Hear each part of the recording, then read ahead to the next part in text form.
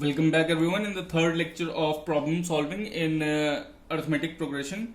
As promised, I am going to tell you about 3 or 4 more questions which are important from board perspective. Let's see question number 11. In the previous lecture we have covered up to question number 10. So let's see this one. This is also a star question, that is important one, and the language should be taken care of. Okay, because language is important, and these questions may appear to you in different digits, but the language will be same and the answer will be same. So let's see what the question is. Question is, if ninth term is 6 and sixth term is 9, तो फिर कुछ repetition सा हो रहा है इसमें, है ना, अपोजिट सा हो रहा है, कुछ इसकी चीज उसके साथ है, उसकी चीज इसके साथ है, ऐसा कुछ हो रहा है ना. Ninth term is 6, sixth term is 9. जैसे और भी ऐसे ही क्वेश्चन हमने पीछे देखे हैं जिनका आंसर 1 या 0 आता है. ठीक है, तो इसका भी कुछ ऐसे ही होने वाला है. तो अब की क्या निकालना है, 15th टर्म निकालना है. जैसे उधर पीछे क्वेश्चन, पीछे लेक्चर्स में आपने क्या देखा था कि दोनों को ऐड कर दिया था, तो 9 और 6 को ऐड करो कितना हो जाएगा, 15 हो जाएगा. ठीक है, तो अब क्या आपको निकालना है 15th टर्म. तो क्वेश्चन है नाइन्थ टर्म इज 6.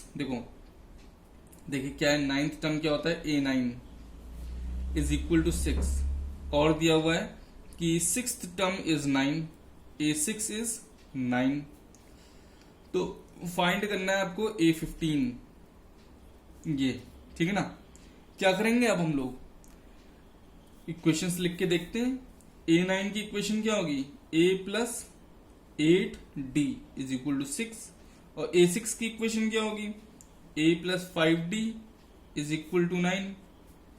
इन दोनों इक्वेशन को सॉल्व कर लेंगे साइमल्टेनियसली. माइनस माइनस माइनस, इधर ये कट गया, 8 में से 5 गए, 3D इज इक्वल टू 6 में से 9 गए, -3.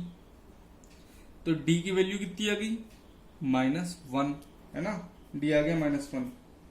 याद रखिएगा वैल्यूज, ये एज इट इज ही रहेगा.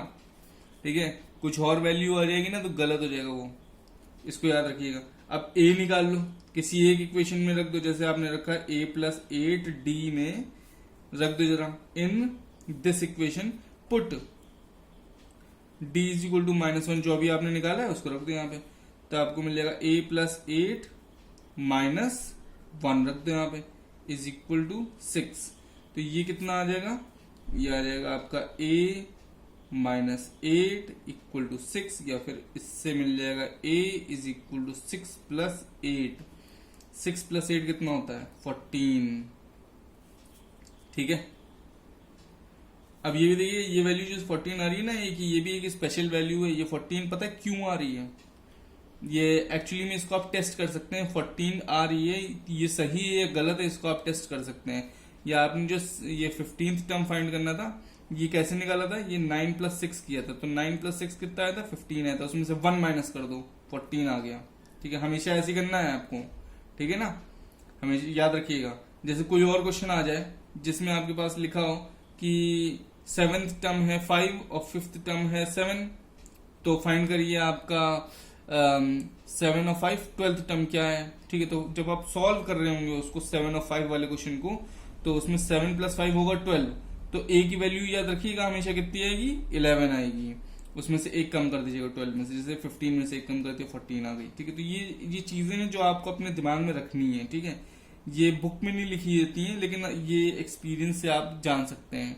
ठीक, तो जब ये A की वैल्यू आ गई 14, तब A और D की वैल्यू आप रख दीजिए, A15 आ जाएगा. A15 कितना होता है भाई, बताइए.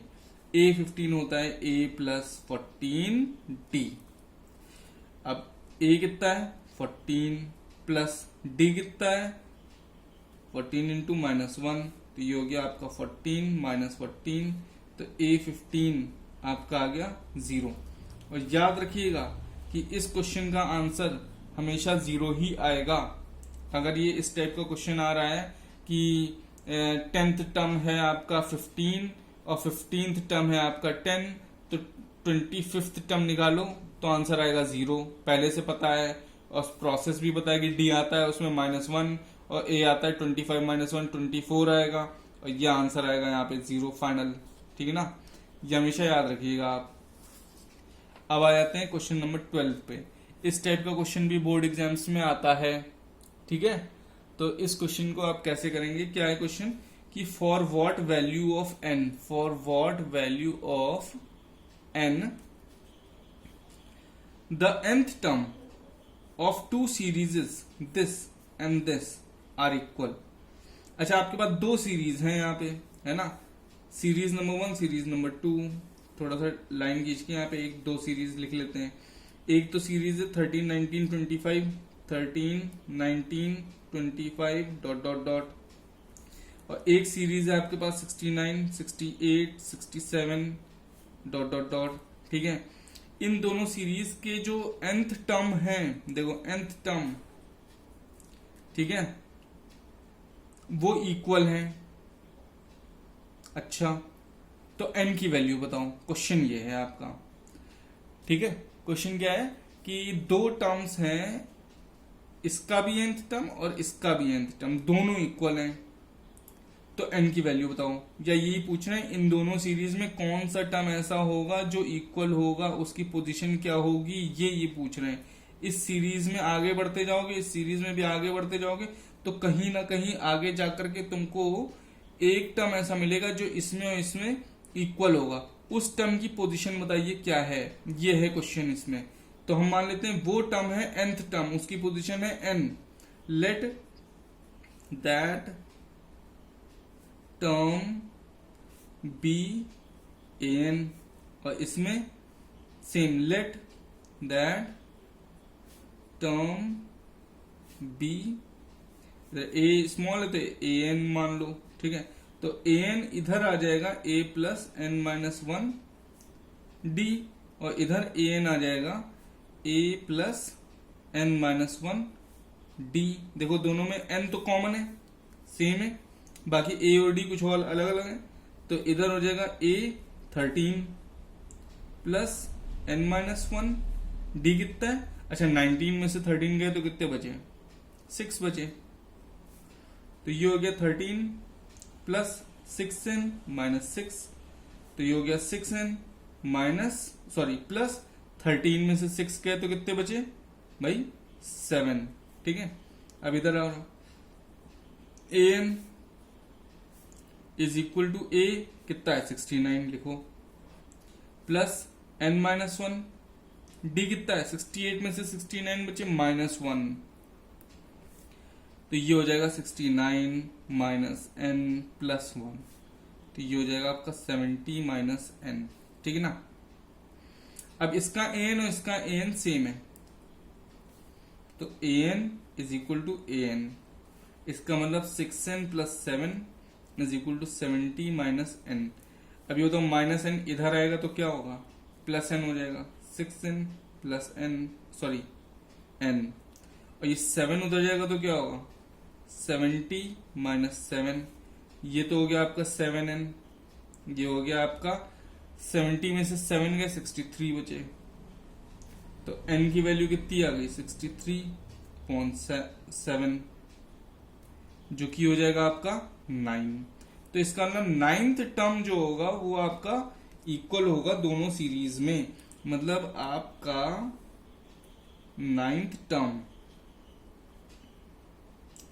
मतलब A9 और A9 की वैल्यू सेम होगी।